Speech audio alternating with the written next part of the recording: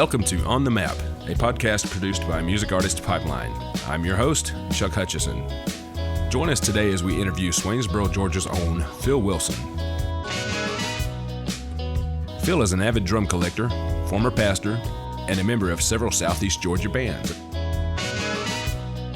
Known as an excellent singer and drummer, Phil has performed with Sam's Drive-In Band, the High Mileage Band, along with many others over the years. Phil is also a writer and contributor to Not So Modern Drummer magazine and publication. Phil is also active in civic and private music events. Also sitting in on today's podcast is MAP studio partner, Kent Dowling. Kent is a seasoned musician in his own right with many stories and insights into the music world. Sit back and enjoy today's podcast, On the Map with Phil Wilson. Beach music, take me away. Beach music, take me away. Beach music, take me away. It's such a beautiful day. Beach music, take me away. I need to feel the sand on my feet and smell the salt in the air. Hey everybody, welcome to On the Map, a podcast produced by Music Artist Pipeline. Today we are interviewing South Georgia legend, a drum collector, great friend, bandmate, Phil Wilson, the one and only.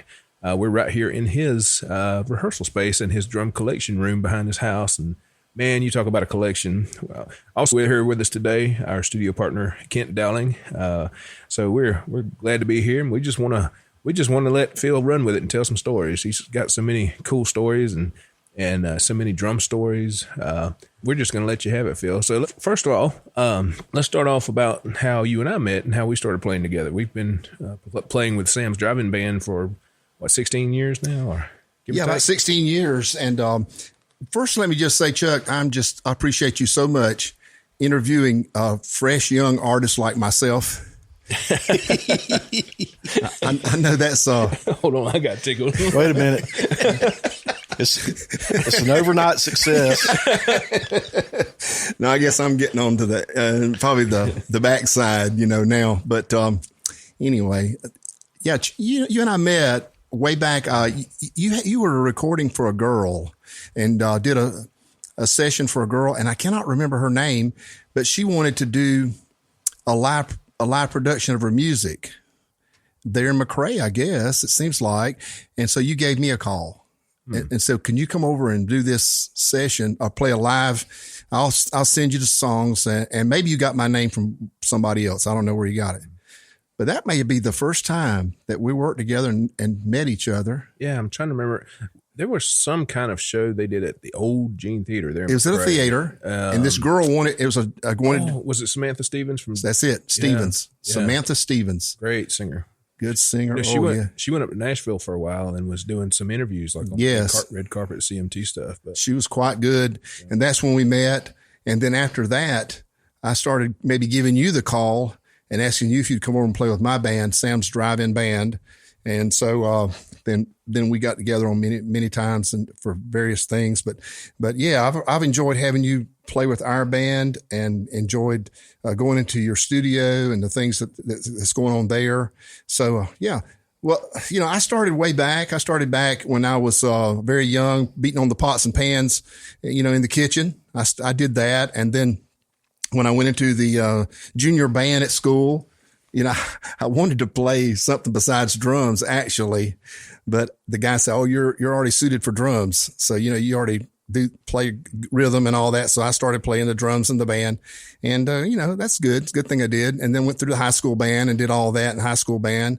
And then, of course, during the high school band days, it was the day when there was a lot of garage bands. And there's hardly any garage bands anymore, of course. Kids don't do that as much. But in those days, we had good garage bands around town, and we'd float around and play with the different garage bands and have our own band and play for, football receptions and parties and things like that. So I did that and enjoyed doing that along in there in the, that's like the late 60s, early 70s. So when that was way back. And so moved on. And then finally, I was saying later, I moved up a little bit and was playing more and more shows and things. And I was still young. I was really a young guy playing. And I possibly, some of the guys that was with me, they became exceptionally good players, and, my chops improved. And along at that time, when I hit the late teens, early 20s, I had a sort of a desire to play music, to go out and play music and not do the regular work world thing. But just something kept me from doing it. I don't know what. I just could not seem to do it, even though opportunities seemed to open up. I had opportunities to do it. I was called one night over to sit in with a band. They were playing at the National Guard Armory here in town, and they were awesome. And they'd call me over there. I guess the drummer had gotten angry that night or something happened. Imagine that. And anyway, this guy, Al Lewis, he was in college at Athens. He knew me real well. He knew these guys real well. He called me to go over there and play. So everybody always asks me, well, who was that band? Well, I say it's B-52s. Really? Wow.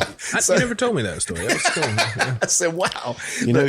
We had a B-52 story yesterday with the guy who was with us, and it's funny how he also made a comment that the music world is small, and that all these people keep bumping into each other, and all these you'll have this person pop up in this story, and this person pop up in the next story. And anyway, it's just interesting how people that don't really, you were like, how does that person fit into that? How does this person fit it?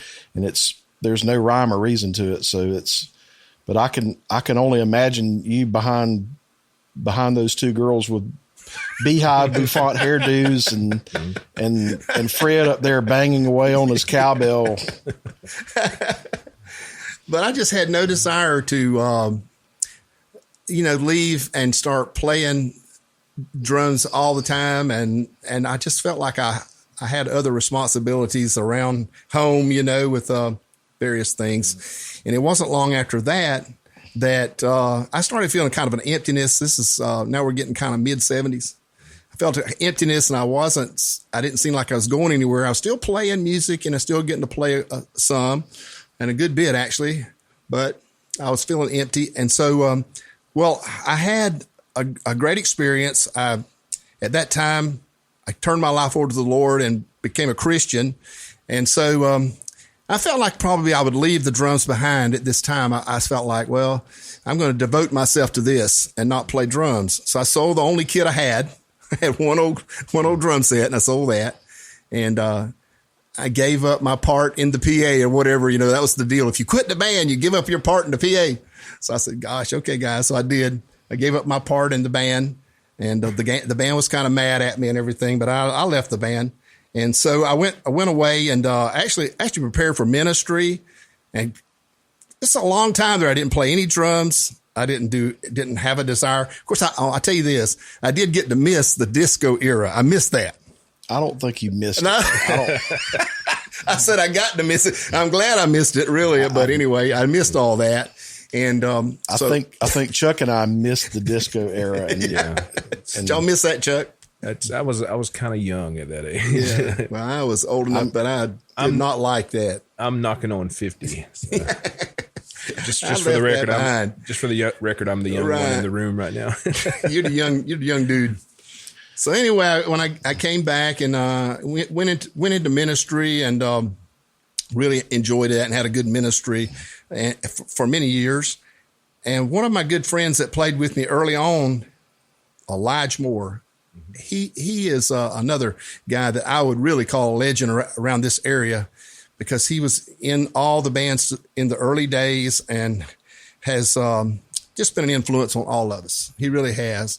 So he came and he found me and said, man, we got to play some more music. And I said, well, I don't have any drums, and I don't really have any desire to play. And he said, yes. He said, I'm telling you, we got to play some music. So anyway, I got teamed back up with Elijah Moore. At this time, I met Wayne McMichael. Mm-hmm. He came along. Yeah. He's really great. Batman. The Batman. Other people at that time, too. Clarence Connor. I don't know if you ever met Clarence Connor. There's Kim Evans. There's several great musicians, and they were playing this new contemporary Christian style of music, which had really good drums, had really good sound. The words were real good and solid. You know, the places we played were interesting too, because we played college campuses. Mm-hmm. They would let us come play on a college campus, and we could go play at this time. And one of the main things we did was prisons. Prisons would just love to have a band come in. Anybody that would come in and play for the inmates, come on and do it. And so we would go, and it was very hard to do it. It really was, because you would be surprised. We would have to move the equipment, all the equipment, into one locked area. Mm-hmm. And then they'd close the doors and they open it up and move all the equipment to another locked area. You couldn't like we do regular load-ins. You take your stuff out of the trailer, walk it all the way to the stage. It'd take everything to one spot, another spot, and finally get it into the spot. And then they're going to check everything, and they investigate, make sure you don't have anything there you're not supposed to have. But anyway, we enjoyed playing the jails, and we played some Dodge County Prison over there, and went to Jacksonville and played Jacksonville Prison, several prisons around, and really enjoyed that. So some of the bigger churches kind of welcomed us. Smaller churches weren't welcoming to us at that time because they really had not opened up to that kind of music. Yeah. Well, this is South Georgia Bible Belt. Yeah. They still like Southern gospel. Yeah. Cause this is still 80s. This is like the 80s. Yeah. Yeah. Mm-hmm. And when I'm doing this kind of thing.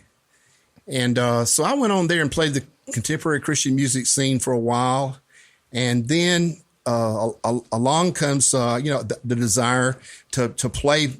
And I tell you what really got me was the collecting bug. And this was like the 90s.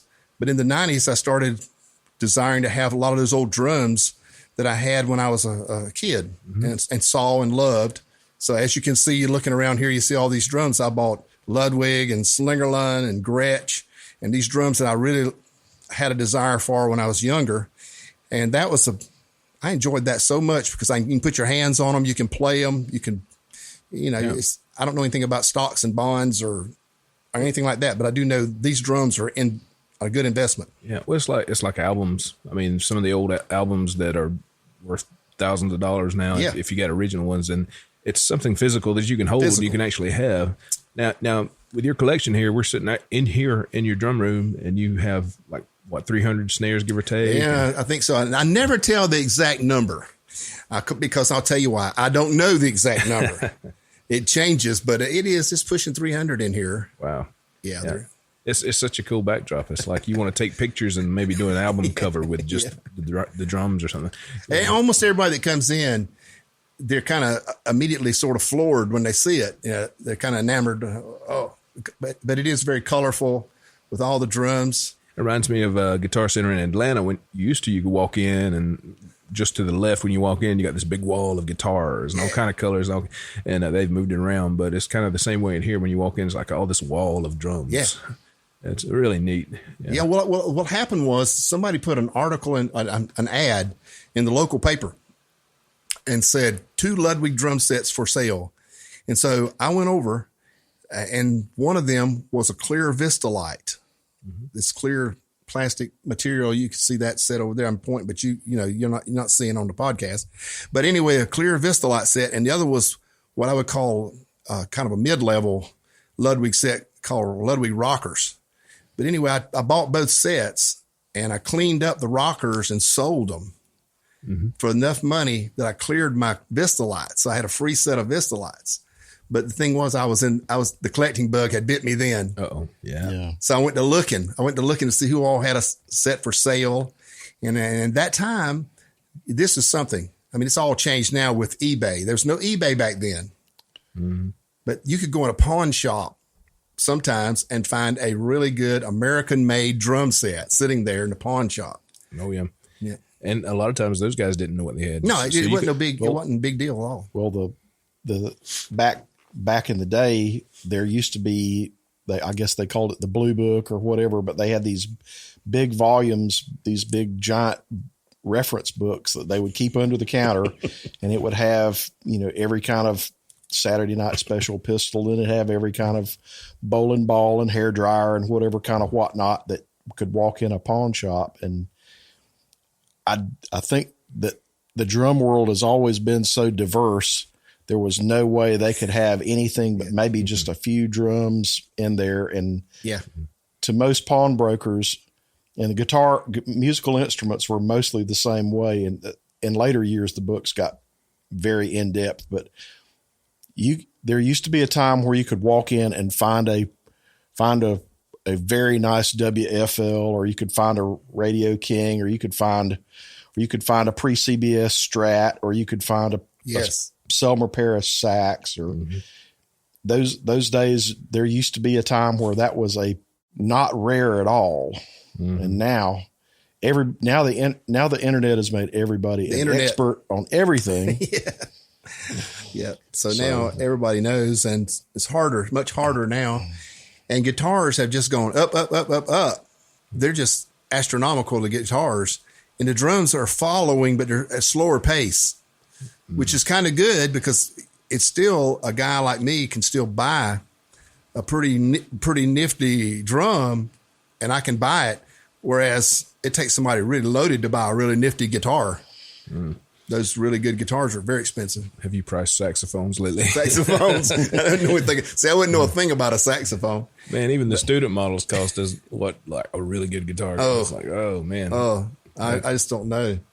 So I started playing there with my, friends, and what we were doing is what we're kind of doing now still, is playing special events. We were talking earlier about playing bars. Well, I never really did that so much. I did a little of that along. And I was, like I said, I was a young teen, and I did play some in bars there, but not much. And then I missed all that, during the time I worked in ministry. And so I came back, and I decided, I really don't want to actually do that. I don't want to play bars. Although I kind of told you guys, I don't mind being anywhere. I can go anywhere, because I know myself. I know who I am. And, I'm not worried about anything like that. I don't want to offend anybody. And so, I'm the same way. I always felt, I don't know, sometimes you just, Kent's got a saying, I didn't choose music, music chose me. So I've always felt like music was just a part of who I was and whom God made me, and part of a calling, but I never felt like I was just supposed to do church music. So in that aspect, I didn't really have a problem going to play in some places. I mean, I'm not going to go play a strip club or something like that, but I'm not there to party. When I was in college, I'd go hit the blues clubs every chance I got and play with the open mic nights and stuff, just because I loved the music. I wasn't there to drink or chase women or do drugs. I was there to make music, because that was an education. I mean, I spent many, many nights playing with Eric Culberson in Savannah, and you have too. That was priceless. You couldn't buy that experience. I mean, there's some of the best music ever made in my life. Yes, I've witnessed some amazing music. And another thing I've noticed in the time of the internet, and I think the internet, and especially COVID over the past year, it's made people, I think a lot of people were already kind of going indoors, and a lot of people were kind of shrinking away. But back in all of our times, going out playing music, you were pretty much forced to interact with people. You had to, if you were going to make music, you had to seek out somebody to make it with. And I was on a forum the other day, being keyboard commando and typing away whatever and giving my opinion to the world. And I posted and I kind of got struck by what happened, but I posted some sort of post that said, post pictures of yourself playing music. And only 3 people posted pictures of themselves playing. And it dawned on me that the other 975 people on this post have never gotten outside their living room and played. Wow. Yeah. And that really hit me. I was like, oh, wow. We're in a very small, we're like the really bad bike. We're the 1%ers of the music world. It's kind of like with recording studios. Everybody's got a computer and a microphone now that they can plug in and maybe just write stuff at home, and that's cool and fun and all that, and you know, you can be creative, but it's like in the old days when you went to a real studio with a real engineer, with people that knew what they were doing, knew where to put the mics, knew how to get the right sound, knew where to put the drum set in the room, knew how to do this, knew to do that. It was a very almost reverential moment. It's like, oh, we're in a studio, you know. Yeah. Nowadays everybody just plugs in a mic and just records their demos in their bedroom, and you know, it's not special like it used to be. Nope. Yeah, and I don't know, but like you were saying, you know, it's like everybody's keyboard warriors, everybody's home studio warriors. You know, it's kind of the same thing. It's I guess I wonder if we're ever going to, if the pendulum is ever going to swing back the other direction, and if people are ever going to go out and interact again and actually make music, or if people will virtually connect. I don't understand I guess I'm part of this lost generation was just technical enough to get the computer, but not nearly smart enough for it now. So. Well, I'm right there too. I'm not very computer literate either, but I'm old school. But I like being old school in a way. I tell you, I feel like I'm where I want to be. I sometimes want to know more, but I know what I need to know. Yeah, I've enjoyed the studio work though. Like Chuck was saying, man, he touched on something there. I've been able to go over and play in Chuck's studio some, and I always love that. That's just awesome to see the studio engineer working, and the musicians, they feel like we're in a special place, and it's nice. Well, I love working with local folks, because our friend that came by and visited yesterday, he's done audio engineering work for the biggest producers in the world, David Foster and Rick Rubin, and I mean major producers. And so he's been a part of these sessions where they'll hire a couple of string guys to come in and maybe play just a little part or two. And it's like, it's so technically detailed at that level. He said there's like no soul in a lot of that stuff. It's just, and he said, the thing about being from the South, even out in LA and all these places, how did he word it? It's like you can never get away from the soul of the South. It's everywhere you go. Every music that's real has a bit of that somehow and somewhere, you know. Yeah. And I always thought it was pretty cool. That's pretty good. I have a good friend of mine that I've known a long time, and he's in Germany, and my dream is one day to go play somewhere beyond South Georgia and play some of these other places, because I keep hearing from other musicians that American music is still appreciated there. It's amazing how the music we play is appreciated less and less and less and less. There's still people that do appreciate it. You know, obviously I can look around. I'm guessing you're a music fan. There's some sort of clue here that you like music, but yes, when you hear someone from Germany and you hear them playing music that originated in Memphis, or it originated in the Delta, or it originated in Capricorn out of Macon, or any number of famous places, Athens, Georgia, or wherever. And they're trying to get several thousand miles away. They're trying to figure out what makes us tick, and we don't even know what makes ourselves tick. We have this, I say we, I don't know. There's, I think James was hitting on something yesterday. It's that there's some sort of mystical something, you know, what made Little Richard, what made James Brown, what made them. Yeah. Man. It's hard to put a finger on. It's hard to put a finger on that. Yeah. It's like a good stew. Or a good gumbo. When it works, it works. You may not know all the ingredients. You just know when it tastes good. Yeah. Well, I'm thankful I can still go play. And like I said, I'm kind of getting to maybe near the end of my playing career. I don't know how much longer. I want to keep doing it as long as I can and enjoy it. You just need a roadie. Set your stuff up and just get a roadie. But I'm playing actually with 3 groups, and I know that's probably nothing to Chuck. Chuck's got probably more than that. But, you know, I have a little group with a guy named Mike Webb called High Mileage Band. Mm-hmm. And I always liked Mike Webb. He's a good singer, and he's actually a drummer also, but he's left the drums to play keys now. Mm-hmm. Yeah. And harmonica and sing. And so I'm enjoying the high mileage band. Also got Sam's Drive-In Band with Troy Braswell, Mark Clark, and of course Chuck plays also. We're actually playing Saturday. We're playing this Saturday for a 4th of July celebration event. Jenkins County has a celebration on the 3rd, and we're going to play in the ball field, I guess, over there in Millen. Mm-hmm. We're looking forward to that. I get to go to the studio. I recently got to play on a project for a guy that I think is just awesome, Aaron Tanner.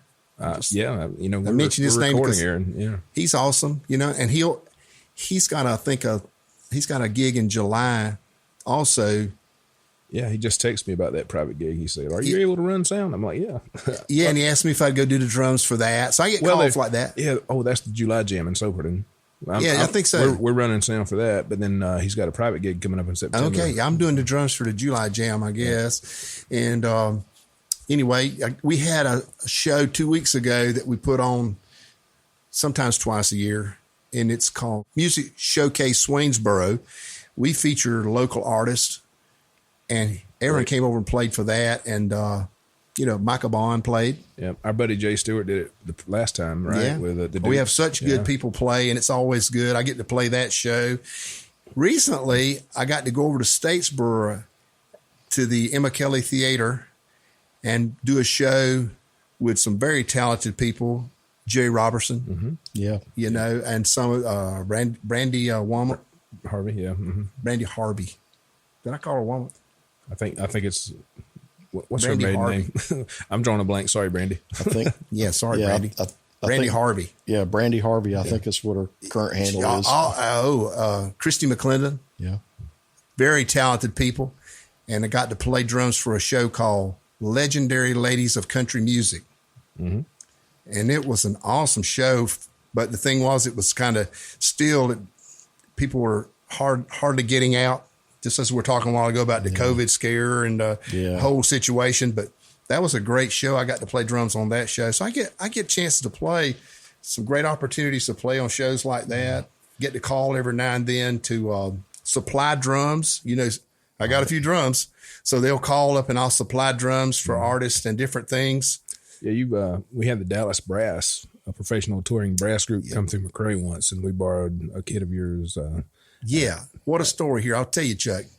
The hardware was in a bag, and you didn't see it. Yeah. So you had to makeshift hardware for that vintage Rogers drum set. I hope nothing got messed up. You didn't mess anything up, but I just felt so terrible. I looked at a picture. I said, what is he using for hardware there? And it was all in a bag, but it was probably stuffed it was in your trailer. I didn't. Yeah. My messy trailer. I didn't see the bag of hardware stuck in the corner. But I supplied drums for shows like that and different things. Savannah does movies, they got the movie studios. Yeah. Mm-hmm. If they need drums in a movie, I got to get the call for that. Wow. Yeah. I take drums for Savannah movies. The old vintage stuff. I mean, I'm just looking at the drums on your shelves. You got some really cool vintage. I got, they'll give me a call for a certain color or a certain brand. Have you got this? Have you got a red set of, Ludwig drums, Gretsch drums? I said, yeah, I do. Okay. I need them for this particular show. We're going to have them in this movie. Cool. So I've done that several times. Cool. I get to buy and sell. I go to Chicago. Went to Chicago in May for the big vintage drum show in May. Again, kind of closed down for the public. Some of them showed up, but Chicago's still kind of wild city. We had to wear a mask everywhere and shooting and sanitizer anything you do. The only people that was there at the show basically buying was the vendors buying from each other. Mm-hmm. The public hardly came in. Well, Atlanta's very blue too. It's terrible. It's, some of these big cities. It was just not open at all. We had no feeling of openness. And so, I'm glad they had a show. Nashville show coming up next month in August. August has a Nashville Music City drum show. I'll be carrying drums there. I like to carry drums, buy and sell there. So I just love being involved with the drums, being involved with the playing, the musicians. And as you were saying earlier, musicians, they're just interesting people. They're all interesting people, great people. Most musicians are have a loose screw or loose wire or that just makes them really just right. Makes them just very interesting. Just off kilter. Yeah. I'll tell you. Our buddy up in Atlanta, Mill Cannon, he did Jerry Reed's video and film work and a lot of stuff for about 20 years with Jerry. And Jerry Reed was just a hilarious guy. I mean, he should have been a comedian, but he was taught Chet Atkins guitar in their younger years, from what I understand. I mean, he's just amazing, all around talented guy. But wow. Mill said, Chuck, you'd love Jerry. He was just a nut, but he couldn't handle business to save his life. He let his band leader, I forget his name, he basically managed everything, the music, the business, all that stuff. Jerry, and he'd tell Jerry, all right, time to get on the bus. We're going here. And he'd just tell Jerry, all right, this is what we're doing. Let's go do it. And Jerry's just like, okay, he's just kind of along for the ride. but yeah, musicians are just kind of, some of them are just out there, I think makes it creative. I got to see him not long before he passed away, and didn't get to see him play. He was actually emceeing an industry event for us. A bunch of us dealers were in Nashville, and we were at the Ryman, and Jerry was the MC, and I don't know why. Well, I think the guy was good at everything he tried to do. He was obviously a fantastic guitar player. If you ever watch Smokey and the Bandit, you can see how great an actor he is for the character that he played. Mm-hmm. But this guy he slayed it as a stand-up comedian that night. He killed that. We were stunned at how good he was at that and how comfortable he was. And I was always just like, I wonder what would have happened if he had never done music, if he had done comedy instead, because it was really that good. Yeah. That seems to be the thing with the performers they're just I mean, they're comfortable doing what they do, whether it's a musician or a comedian. They can be on stage, their timing is perfect, their presentation, just being at ease, and to me, that's one of the reasons I think our young talent that we're working with, Toy James, has a lot of potential. When you have a young artist that it's like you see them there and it's like you're born to be there. Some people are just that way. Yeah. And the rest of us, we have to just kind of try to look cool. Interesting characters. We had Kentucky Headhunters came to Swainsboro. Mm-hmm. This was just prior to COVID, and Fred Young hardly ever gets out of the bus. They told me he likes to just stay in the bus. He didn't want to get out. So anyway, I'm thinking you got something to lure Fred out of the bus. It did.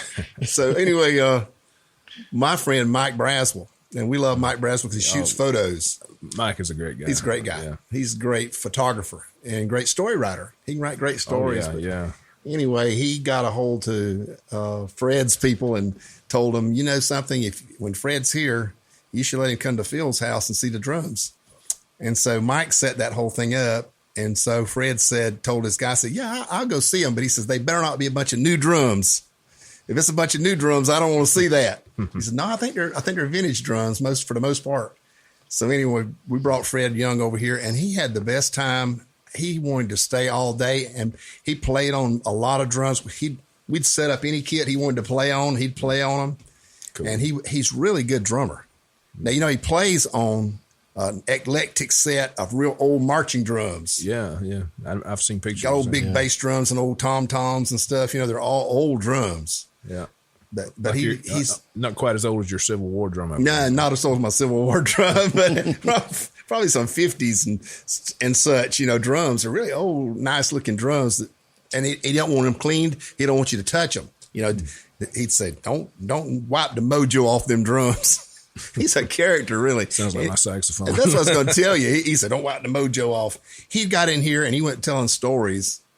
And I'm telling you, he's just a magical storyteller. And he talks with that Kentucky Headhunter accent. Yeah. Oh, my goodness. We laughed and laughed. He had us just rolling over here.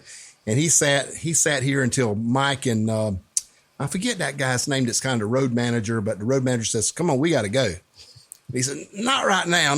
Yeah, they had to pull him literally out of this building. Well, that's cool. Yeah. He wanted to stay here as long as he possibly could. The Headhunters guys are they're probably, I guess, I would say they're kind of the last of a breed. Could be. You're right. There's You're right. not many bands like that. them out there anymore. Maybe Blackberry Smoke is still kind of maybe cut from that kind of cloth, but man, not many people have the road mileage they have, and not many people have the kind of the character makeup that they have. And that's part of what used to be. I guess I'm fearing that maybe that's something that's maybe missing a little bit from music these days, because some of these bands were a spectacle to see, and they were really, really something when they showed up. And yes, the Headhunters may be some of the last of that. So anybody gets a chance to see them, go see them. Yeah, they're out. I saw recently that they're out playing again, doing concerts, and just awesome situation, boy. I'll tell you, great. Yeah. It's kind of like my little boys like to watch wrestling occasionally, and wrestling back in the day, those guys, part of their character was kind of who they were. Yeah, character. I mean, these guys were rough, tough, and they'd come up with these characters, and obviously they would amplify what they do for show. But nowadays, with all the big wrestling shows, everything's scripted, and all these characters are, just over the top. But back in the day, it was kind of like they were real. You could tell, these guys were rough, tough individuals, and that's right. Music's kind of that way. It's there's always. I mean, we obviously love the music, but then also the interesting side is like people always want to kind of know a little bit about the performer or the band members themselves, right? And what they're about, and what their influences are, and all that stuff. And it just kind of people like to just kind of get to know you. It's like getting to know somebody, that you want to get to know the music that you love, the musicians you love, and the singers and the bands. And I don't know. Today's just a little different. It's like it's too easy to discover that stuff or something. It's with the internet. When we were coming along, starting up, I remember playing, music like we would play like our heroes. We'd kind of play our heroes type music. Mm-hmm. Seriously, when I remember when Cream, and Jimi Hendrix Experience, we'd get together and we wanted to play that kind of louder music, and set up amps. We wanted to set up amps behind us and things like that. And so we were just young, but we loved to see that on TV and everything. And then, by the way, it was hard to get to see your heroes back in our day. Yeah. You didn't have YouTube. You could watch everything at any time. So if you got to see Jimi Hendrix Experience on a TV show or something, that was just amazing, Yeah. Or something like that, or Cream. It would, once in a while you get to see it, but not much. But we set up like that and played. And then as it went along there, the music sort of changed for us down in the South when the Allman Brothers and Marshall Tucker Band and that kind. So we got our country look on, we put our country look on, and put, played, which really wasn't a whole lot different than our regular look. So we played that. And our band names kind of reflected our band. When the Cream and all was that, we had our band called Pressure. Mm-hmm. And then when the Allman Brothers and everybody, we had Ajax Brothers.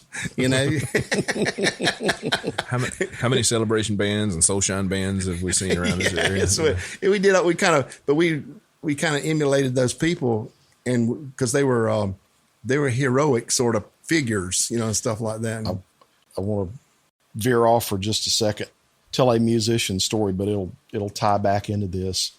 So when I had the music store, I'd get called on by company reps, and they'd have different ones representing this guitar company or this amplifier company or this product or that product. This one guy happens to call one day, and we get to talking. He goes, "Tifton, Georgia.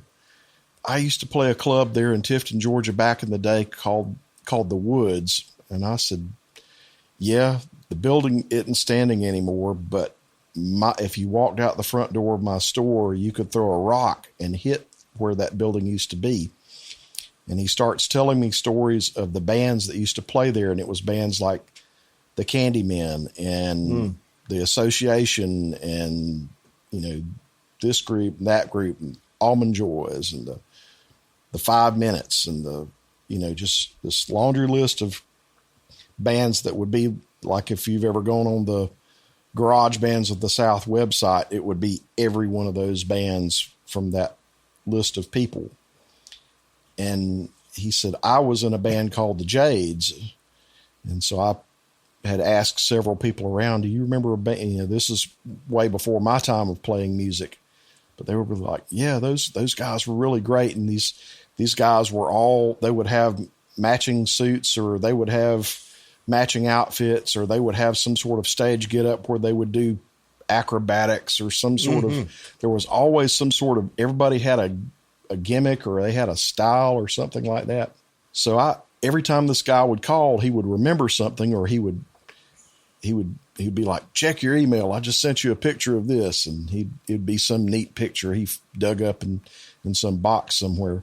Well, time goes on, and I never put two and two together.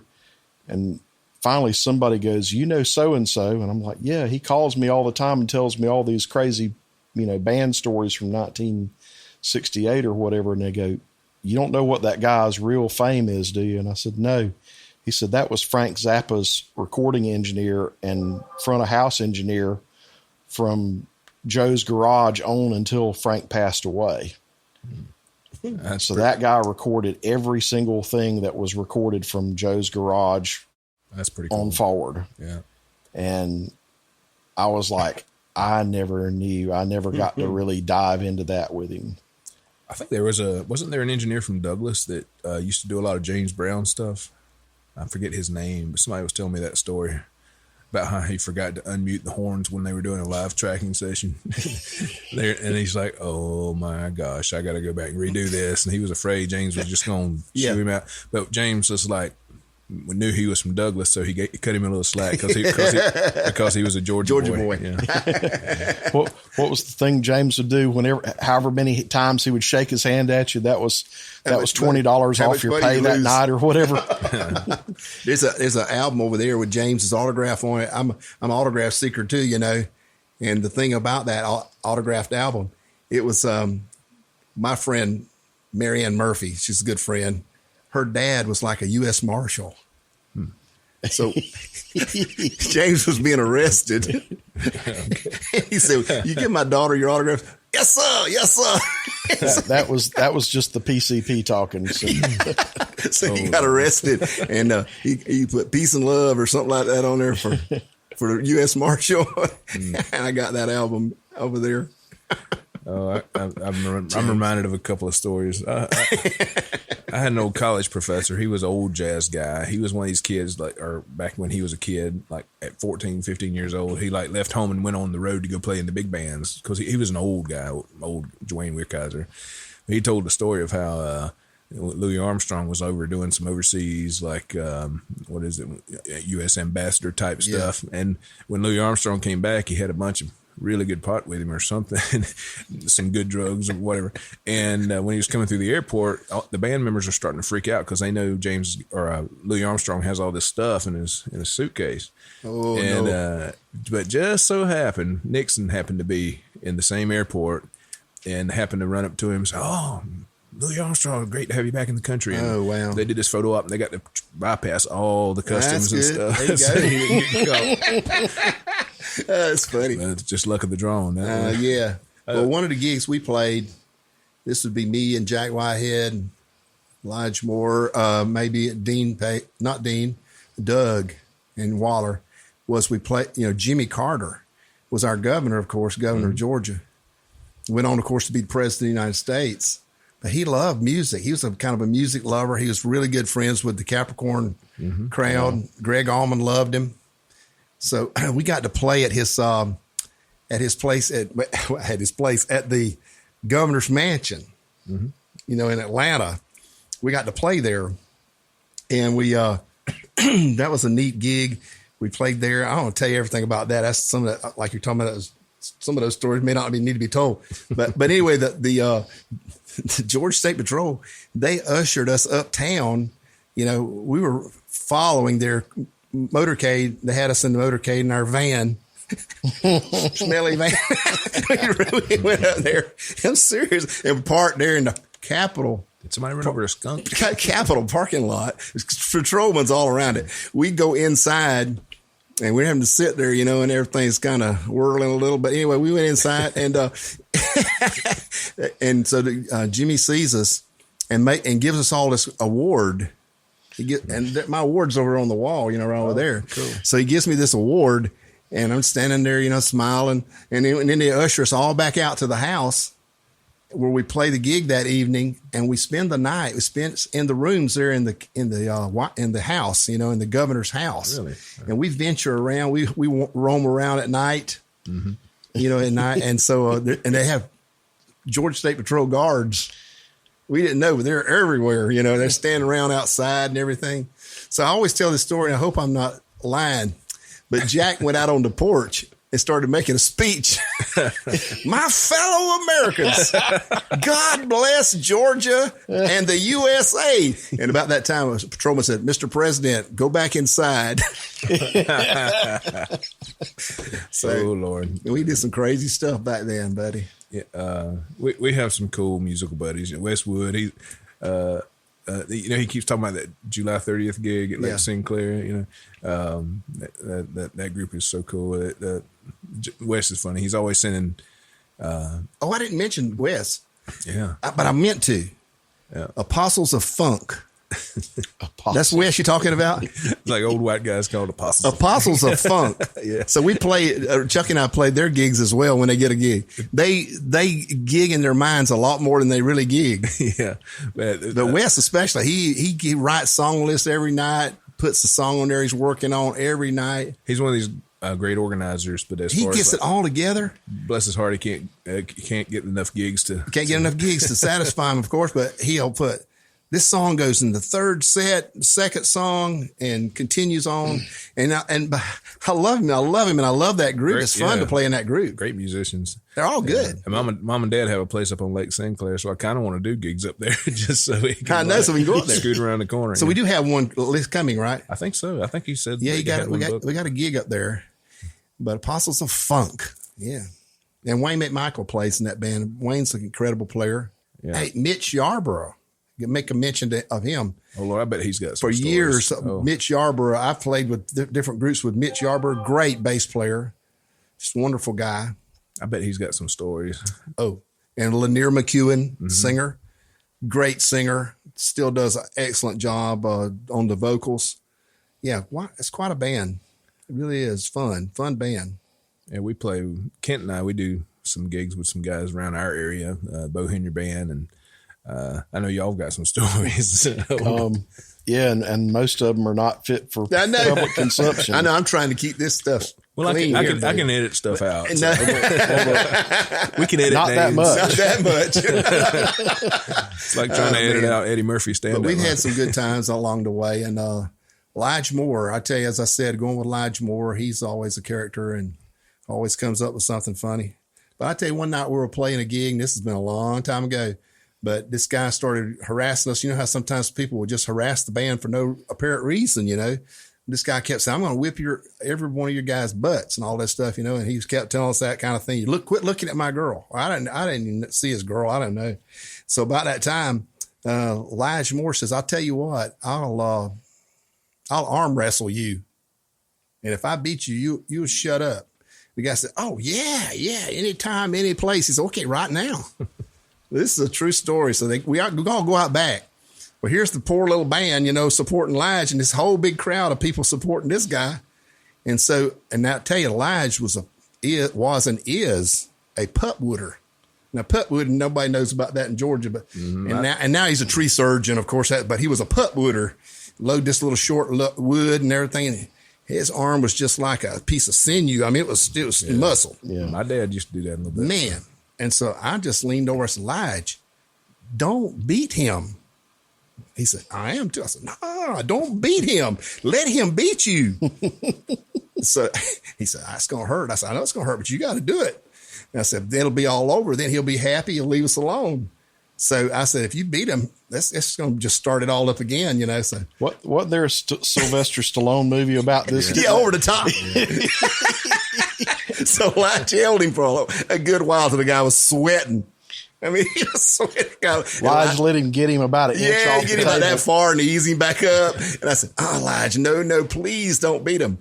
And I mean, and Lige's not a big guy. Don't get me wrong. He's not a real big, heavy guy, but his arm was very tight and he had a good muscle. So he finally let him pop him down. And that guy just rejoiced, and all his old redneck, they're not really rednecks, but they went to hollering and screaming, yay, yay. And I was clapping right with them. Yay, man, you're cool. You're great. So I got the band out of trouble that night. Hey, sometimes you have to take one for the team, huh? Yeah. I think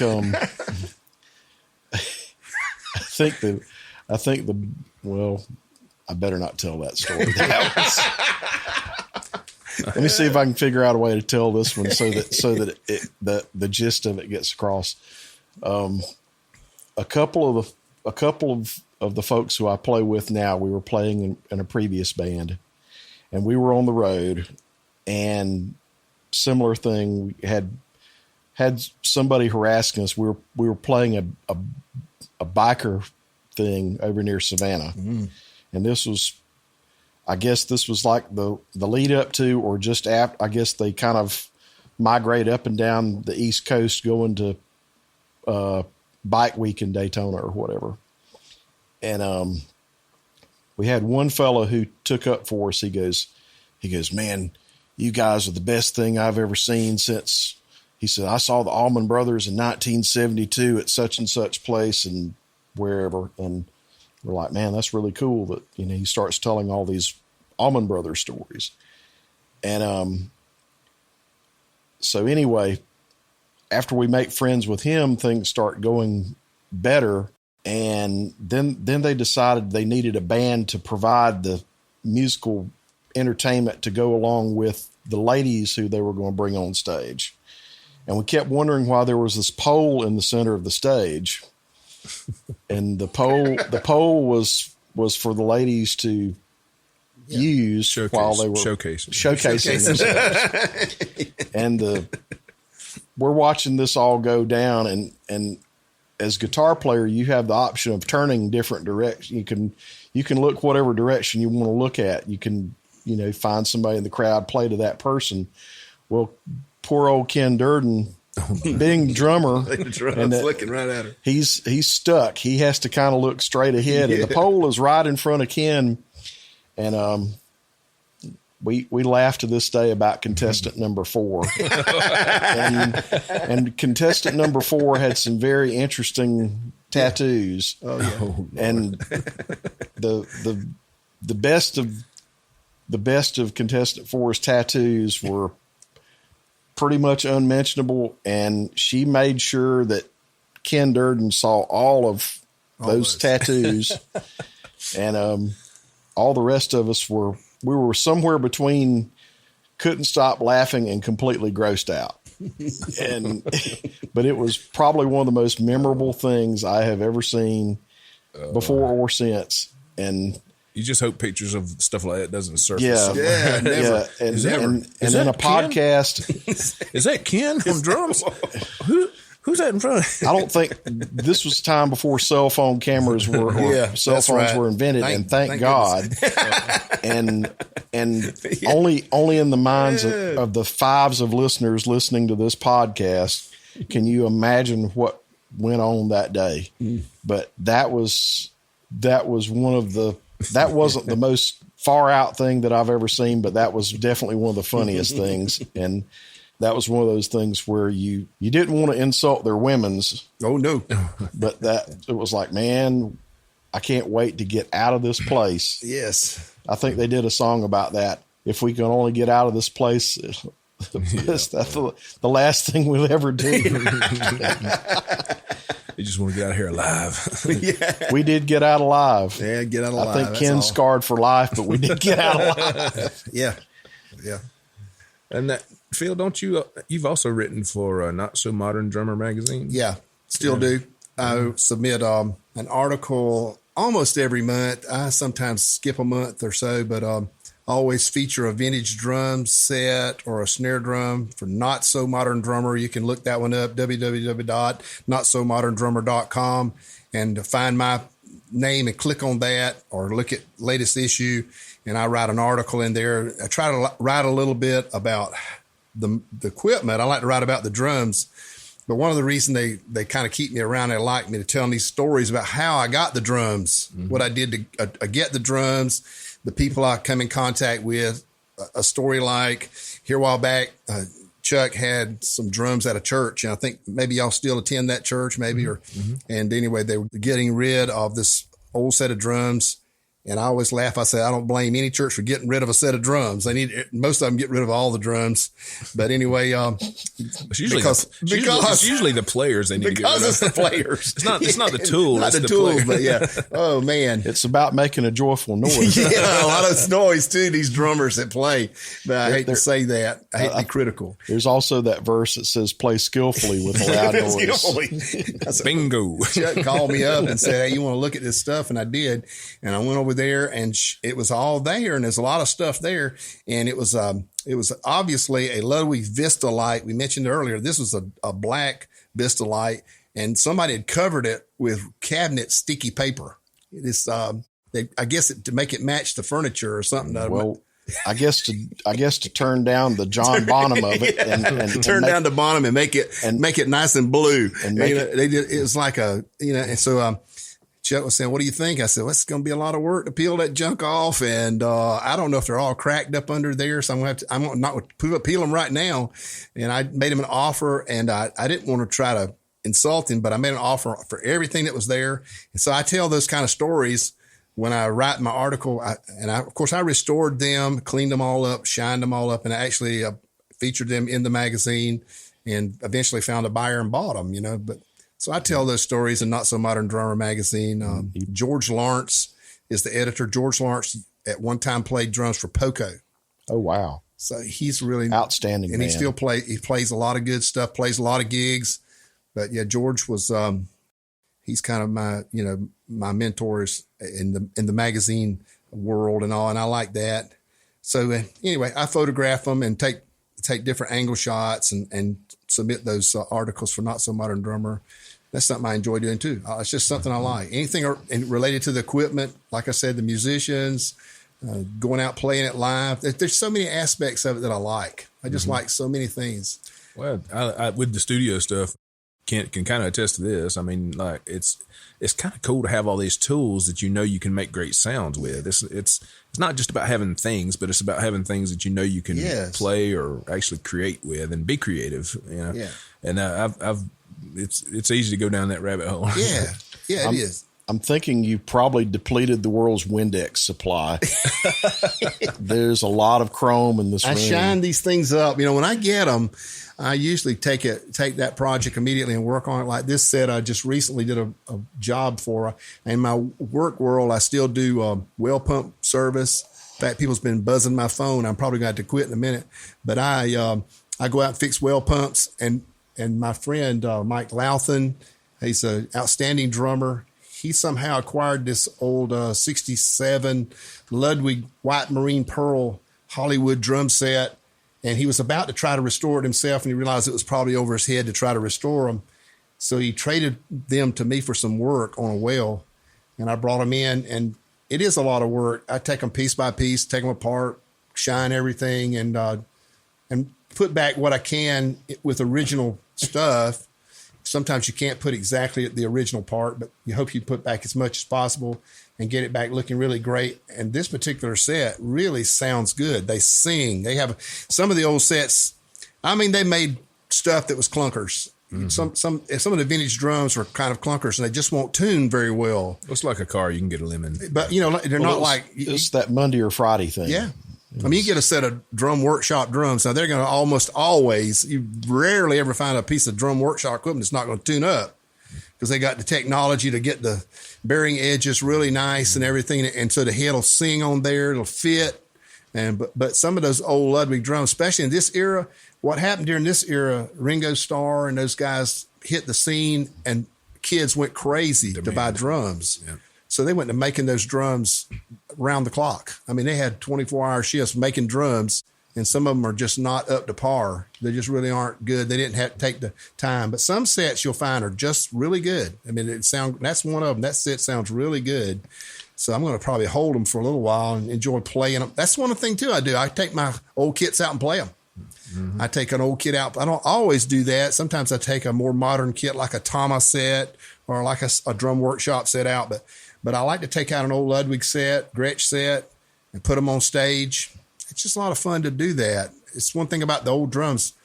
Almost always, they draw a lot of attention. They sound relatively good. So just recently, we played at a festival in Swainsboro for the Pine Tree Festival. Mm-hmm. I was able to take out that clear Vista Light drum set out and play them. Ludwig made of plastic. I made of some kind of polymer, and they sounded pretty doggone good out there. They mic'd up really good. Had a nice boomy sound out. Sounded good. Well, Troy, occasionally he'll make something right. Troy Braswell we're talking about here. Yeah. What a good guy for playing and especially for engineering sound. He does a great job. Takes a lot of pride in it. He'll set up a good sounding PA almost, without fail. And get it going. He's a crane operator too, so he's a crane operator. About to retire, he says. Well, I'll wait and see because he said this before. I don't know why he had to have hip replacement. He sits on his butt all day. But he said this before that he's going to retire. I'm just picking on him. He's a great. What a good player. We always joke around. He's a cool guy. I tell you, he's a great player. I would pick him almost every time. As far as if I was going out to do something and I needed a guitarist, there may be guitarists that are a little more flashy, what have you, but he's so solid. He's really. Oh yeah. He's been the guitar player with Sam's for however since it started out. Since it started out. Yeah. Now, what was the year you guys started? Because it's around 2000. I kind of came in right after you guys started. Yeah, we started around 2000, and we played a year or two, and then you came in, right? Maybe was it Lee Lumley played with you guys for? Lee Lumley played. We had, of course, Lige played too. Yeah. But Lige's mother got ill at that time. And he had a lot of responsibilities, and he couldn't go out and play as much. We had another guy named Cowart. I can't remember his name, guy Cowart. He played horns and could play a banjo, which was kind of neat, even though, I don't know, a banjo gets on my nerves. Well, for those that don't know Sam's Driving Band, it mostly beach music. And R&B style music. The horn really makes the music good. The keyboard and horn makes the music really good. I can see where banjo would fit in with that. Banjo. That dude we would play a couple of songs to feature his banjo during the night, but that's all I can kind of take. And then I love that bluegrass style music. Mm-hmm. I'll say this, I admire it because those guys can play. They're great. You know what the definition of perfect pitch is, right? No.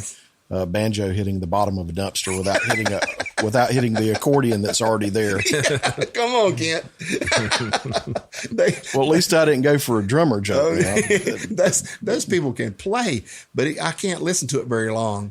It's almost like jazz too. If it's fast jazz, I can't listen to that very long. It gets me nervous. I just really. While we're calling it out, though, the truth of it is it's easy to pick on. There's plenty of guitar player jokes, and there's plenty of drummer jokes. There's a dearth of those, but the truth of it is there are people who excel on their instruments, and no matter what the instrument, they rise above whatever jokes you can tell about those instruments.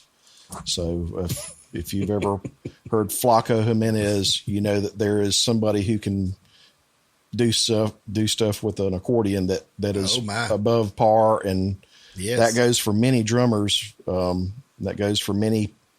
Well, I can't think of any banjo players, but anyway, was Bella Fleck I'm kidding about that. Bella Fleck is still probably really one of the preeminent banjo players. He's kind of like Pat Metheny on banjo. In a awesome way. Banjo. You know how you can tell a drummer's knocking at your door? How? The knock always speeds up. It speeds up.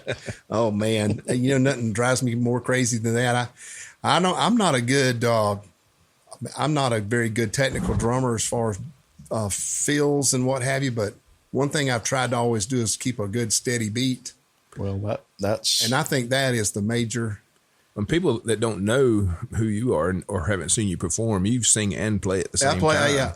My early heroes as far as singing and playing is people like Don Brewer, and my main guy was Levon Helm. Yeah. I wanted to be Levon Helm and sing like that and play the drums like that. I don't know if there was ever anybody who could do it better, who did a better job than him, and to have and to add and talk about somebody who was a character, who was that's right. What a character. And not only a character playing drums, his acting career too. If you've ever seen his, I love to see him in roles. anything. It was always good. I always wanted to get up there to one of those midnight rambles, but never got to go. That was one of the things I was always wanting to do I too. didn't get to go. Yeah, it's and for people that haven't heard you sing, you're not busted on you, average looking white guy, but man, you're soulful. I've always loved your voice, and it's sort of surprising too. Some people that they've heard my like a recording, and maybe that's it. Wonder if I'm a white guy or a black guy. Yeah, and you're this little country Baptist guy who you were a part-time pastor, or is that right? Yeah, part-time. Yeah, and well, I guess there's no really a part. Yeah, but that's what I still worked. I don't know if there's such a thing as a part-time pastor. You either are or you aren't. That's true. Yeah, but it's like you're just so soulful and just a solid drummer. I mean, some guys overplay, but you played just what I like to try to play tastefully and not overplay it. I like to be able to sing, and that's when you're trying to sing, you don't want to have to do a whole lot of fills. And even though I learned to just play without concentrating and then sing, kind of keep them in separate boxes. So that's what you kind of have to do. But my friend Doug Johnson, he was my buddy all during the early years. Went on to Nashville. He's a record producer and songwriter that's wrote hits and artist promoter. What's the label he's with now? Is it Black Tree or I don't know, Black Creek or something like that? But they go around doing all this stuff in Nashville, big stuff. But he was always complimentary. He said, "Man, Phil's just got soul. He's got soul all through his voice and his playing," and I always appreciated that. And that was another opportunity maybe along the way that I could have sort of got on his coattails because he went right on up, but I didn't. Again, and I'm glad, I've enjoyed my little pond, playing with the artists I play with, enjoying a smaller scale life. Some of those guys and I tell you, some of these guys that played with great bands, great drummers, here they are today with nothing. They're broke. Health gone and all that. It's just really sad. Yeah, it's almost like the more stuff you have, the more bills and headaches you have, and it's kind of like if you go bigger in certain things, if you don't manage things properly, they can really overtake you. Yeah, we've seen that a lot with but that happens on a local level too. I mean, it can, so you can goof up and mess up. I know as men of faith, the thing is we don't let things have us. I mean, it's okay to have things as long as the things don't have you. That was one thing I failed to say a while ago. Here's something I wanted to make a comment for before we end. I gave up that one old set of drums. Mm-hmm. And look at you now. It's like I said to God, and not literally, but I said, God, here's my one old set of drums. And then in time, he gave me back a room full. If you love it, set it free. How about that? And now they've, I'd say they multiplied. They multiplied. God sure multiplied it. Yeah. I made that one little seed, planted it, and he gave me back all this. And I'm so thankful. There was the fishes and the loaves, and now there's the snares and the snare and the hi-hat or whatever. And hey, brother. Again, I appreciate this, Chuck. Having the opportunity. Always enjoy being with you. Kent, enjoy being with you today. Phil, honor and a pleasure to meet you. Great. This is great. Great hangout. And love it. This will be probably our 7th or 8th podcast. They're on a little bit of a delay, but we want to thank All On Georgia, www.allongeorgia.com for hosting the podcast. And I want to thank Kent for being here, our studio partner with Music Artist Pipeline. And, feels like a brother, known him for a long time. We've made a lot of great music over the past few years with Sam's Driving Band and a few side projects. And, one of the finest fellas you'll ever meet. So we're super excited to have had you on here today. And, hopefully we'll get some more gigs here soon and just continue to just enjoy music and be creative and do what we do. we've been blessed to be able to do what we do in our area. I can't think of too many places I'd rather grow up and live in than South Georgia. Yeah. You know, my grandpa, he grew up just down the road in Gillis Springs, you know, and That's right. so we all got roots here. My Kent's, wife's family is from here. So. yeah. So in so many ways, it's just a cool thing to be here in this spot today. So we appreciate you letting us come to your room and do this thing and do the podcast and sharing your drum collection. And I'm sure we'll be renting or borrowing some for studio sessions in the future because you got this stuff, man. Out of 300 snares, I think we can find what we might need. Yes. Maybe Always. one. Maybe we should do a sample library or something. We ought to remind everybody to in this time of COVID and everything, or hopefully post COVID. Hopefully that's what this is now. But please, if you hear of any musicians out there, go support them. Any kind of live music, go support it. Whether it's Coffee shop or restaurant gig, house of worship, wherever it's at, go support these folks, because it'll be a sad day if it's not there. Yeah.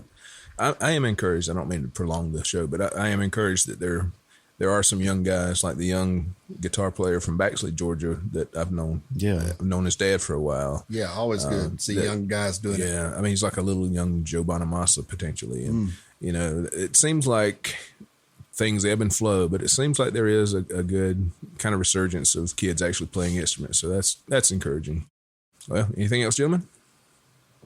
No, I'm just waiting on my free snare drum here. All right. Well, this is Chuck Hutchison. You've been listening to On the Map, produced by Music Artist Pipeline, and we'll see you next time.